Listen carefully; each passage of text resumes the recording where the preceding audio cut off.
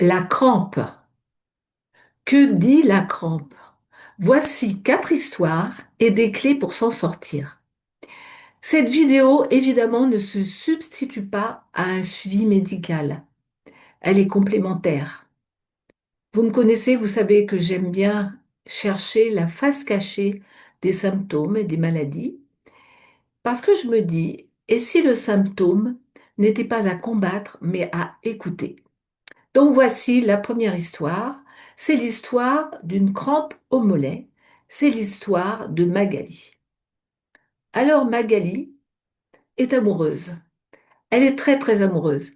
Ça fait un moment qu'elle a rencontré son chéri. Elle a des papillons dans le ventre et vraiment, elle se prépare pour un 8e rendez-vous. Elle doit le retrouver au restaurant. Et là, elle se coiffe bien, elle met sa plus belle robe, elle se met du parfum. Et puis, elle se prépare pour la rencontre. Mais malheureusement, elle a des principes préconçus et elle remet sans cesse en scène ces principes préconçus dans sa vie de tous les jours. Et elle est quand même, bien qu'elle ait les papillons dans le ventre, sous tension, elle se pose 1001 questions. C'est donc la 8e rencontre et au moment de fermer la porte de son appartement pour le rejoindre, elle ressent d'un seul coup une crampe violente au mollet. Alors, la crampe, on le sait, ça fait très très très mal. C'est une contraction involontaire, brusque et douloureuse d'un ou plusieurs muscles. Alors que lui dit la crampe? Eh bien, la crampe lui parle de sa peur de l'avenir. Le muscle, lui, représente l'énergie, la vie et la force. Ainsi, Magali bloque la vie en ne laissant pas aller ses vieilles pensées, ses vieilles croyances, qui pourtant, si on les accepte, si on accepte de laisser faire, de s'inviter au changement, eh bien, il y a une évolution qui se produit et évidemment, le corps en ressent des bienfaits. Alors, quelle est la solution pour Magali? Magali peut tout d'abord modifier ses croyances.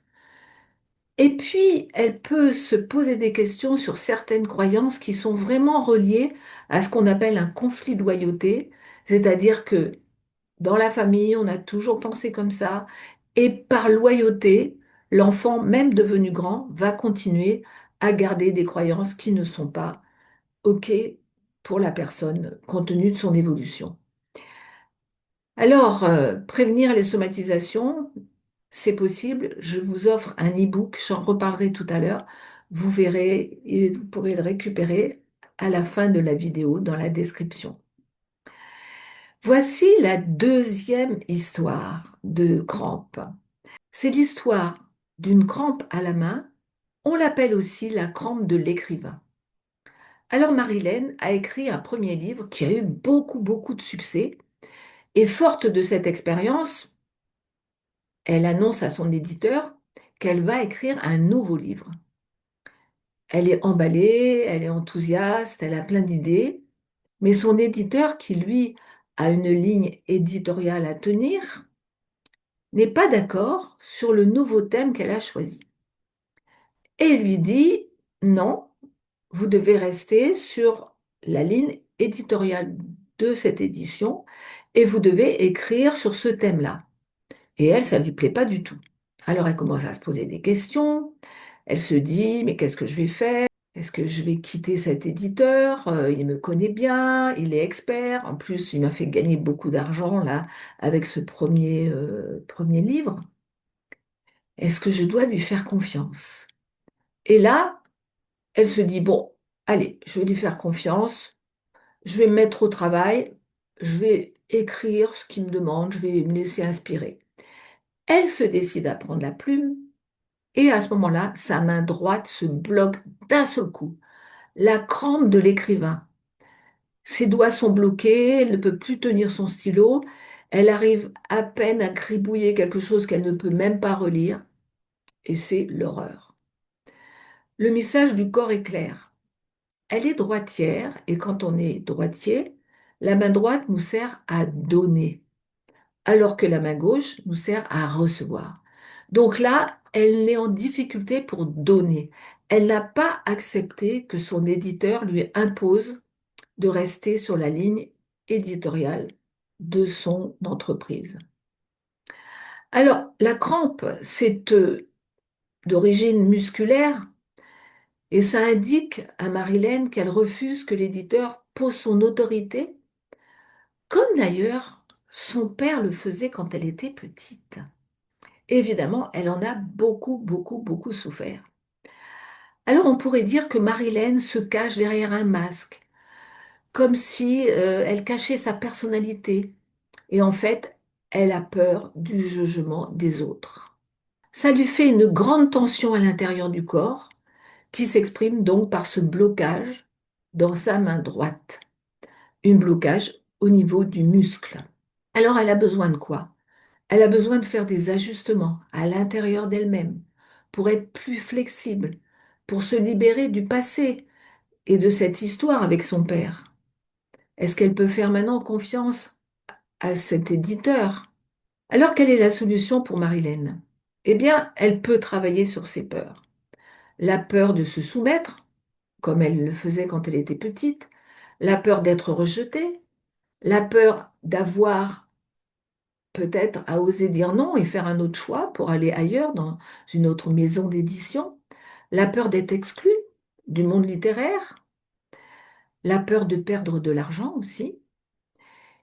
Et si elle se libère de ces peurs, des peurs qui sont là au présent, elle va retrouver une pensée beaucoup plus claire pour pouvoir faire des choix, pour faire le choix de rester ou de partir, mais pas sous l'emprise de l'émotion, avec un discernement, une réflexion.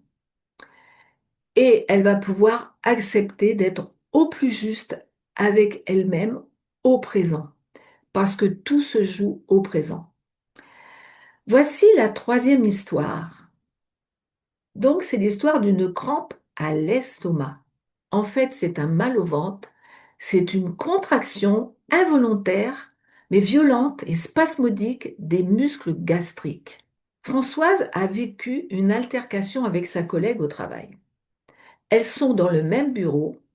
Françoise est très très très frileuse et sa collègue a toujours trop chaud. Et en plus, elle est en phase de ménopause, donc elle a toujours trop chaud et elle ouvre sans arrêt, sans arrêt, sans arrêt la fenêtre, même en plein hiver. Dès que Françoise sort, elle ouvre la fenêtre. Quand Françoise revient, elle est complètement gelée. Mais alors, Françoise découvre, à un moment donné, qu'elle a même été fermer un des radiateurs. Alors là, elle le dit tout cru à elle-même, ça lui reste sur l'estomac. Quand on s'écoute parler, on entend bien de quoi ça parle. Ça lui reste sur l'estomac. Et à la suite de cette découverte, elle ressent une violente contraction dans le ventre. Symboliquement, son corps ne peut pas avaler ce morceau-là, ne peut pas avaler le choix de sa collègue et surtout sa dissimulation. Et son corps réagit. Quelle est la solution pour Françoise? Eh bien, d'abord, d'oser exprimer son besoin. Mais attention, quand on exprime son besoin comme ça et qu'on est tellement en colère, tellement tendu, l'autre ne va pas entendre votre besoin. Il va entendre votre colère et il ne va pas pouvoir accueillir votre besoin. Donc, ce qui est le plus important, c'est d'abord d'apaiser sa colère, de la libérer. Alors, Reset Zéro Stress fait ça très bien. C'est une méthode très rapide. Et après, elle va pouvoir vraiment exprimer son besoin, mais sans agressivité, sans colère. Et à ce moment-là, elle pourra peut-être négocier quelque chose avec sa collègue. Voici la quatrième histoire. C'est l'histoire d'une crampe à l'avant-pied.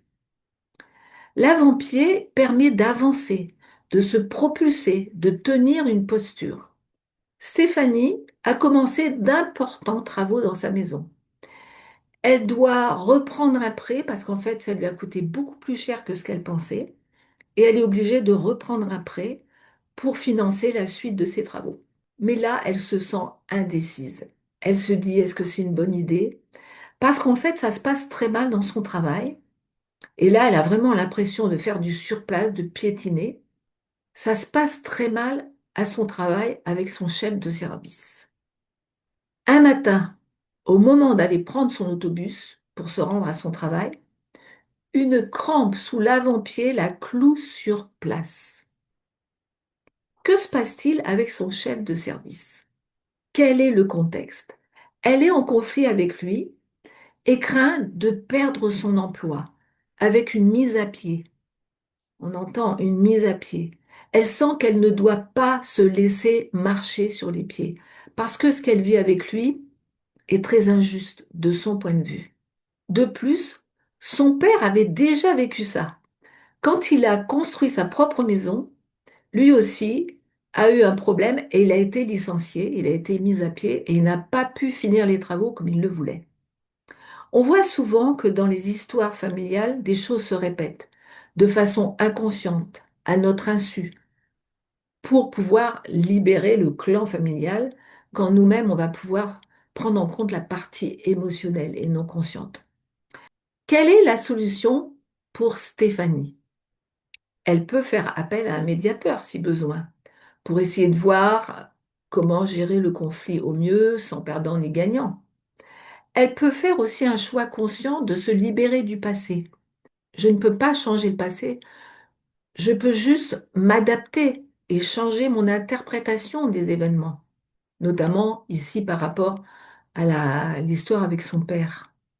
Et là, elle peut effectivement se libérer de sa loyauté avec son père et lui rendre symboliquement son émotion qui ne lui appartient pas.